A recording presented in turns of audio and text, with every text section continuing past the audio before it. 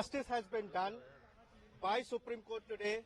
Arvind Kejriwal ji has been granted interim bail by Supreme Court today, and he has been granted interim bail, and the matter has been referred to the larger bench on the issue of whether the arrest was needed or not needed, and about the Section 19 interpretation, etc. The matter has been referred to the larger bench.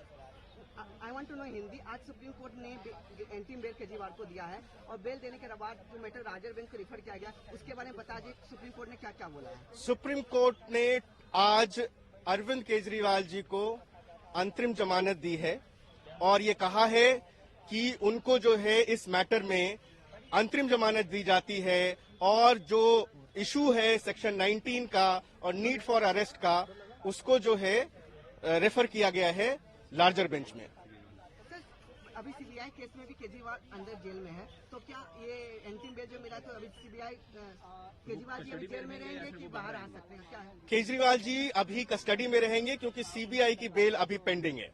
Can you explain in English about this? The CBI bail is still pending, so until or unless he was granted bail in that, he will remain in custody till that time. So, आप इस judgement को किस प्रकार से देखते हैं? This is a victory. This is a great judgment, and it is a very historical judgment. Back, the Supreme Court, Honorable Supreme Court bench has pronounced its judgment.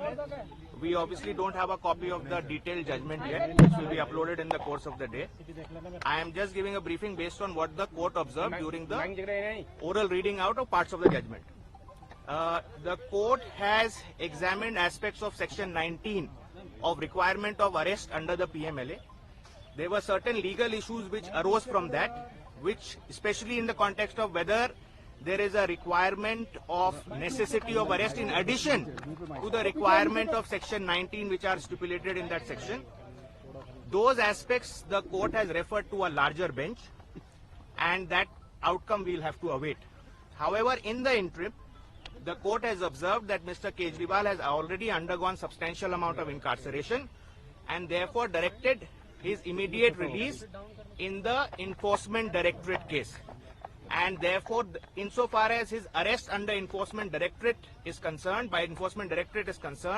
it has been directed that he should be immediately released. Now that obviously in normal circumstances would have meant that he would be released from jail immediately. However, after the trial court had granted, the vacation bench of the trial court had granted him bail, the CBI had also arrested him. Therefore, he's also been arrested by CBI in a separate, although connected case, but that's technically a separate case.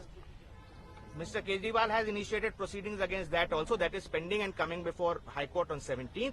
So depending on the outcome of the CBI case, his actual release from jail will depend on that. But insofar as ED is concerned, he is no more required to be in custody as per the Supreme Court order in the ED matter. Now, and insofar as Hindi, Mr. Vivek Jain.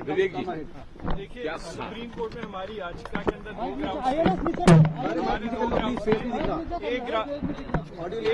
एक ground था merit के ऊपर कि on the merits it is not required to be arrested. दूसरा था ground की necessity क्या है अरेस्ट की, जरूरत क्या है अरेस्ट की.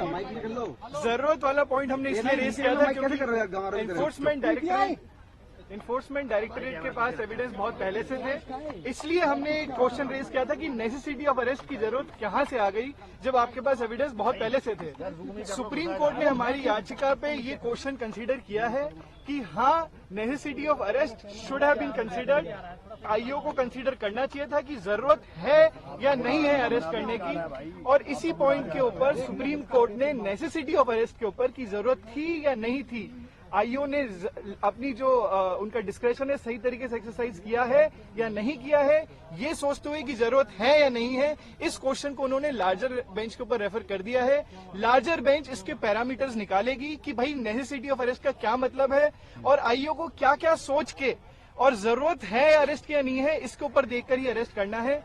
अब क्योंकि मामला अब लार्जर बेंच में लंबित हो गया है, इसलिए सुप्रीम कोर्ट ने कहा है क्योंकि बहुत देर से अनसाइड है, 21 मार्च से वो अंदर है, इसलिए पीएमएलए वाले मैटर के अंदर उन्हें इंतरिम जमानत दी जाती है और पीएमएलए वाले मैटर के अंदर अब अरविंद केजरीवाल को बेल मिलेगी.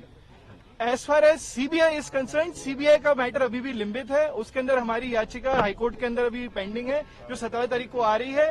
उस पर डिपेंड करेगा कि वो एक्चुअल में केजरीवाल साहब बाहर आएंगे।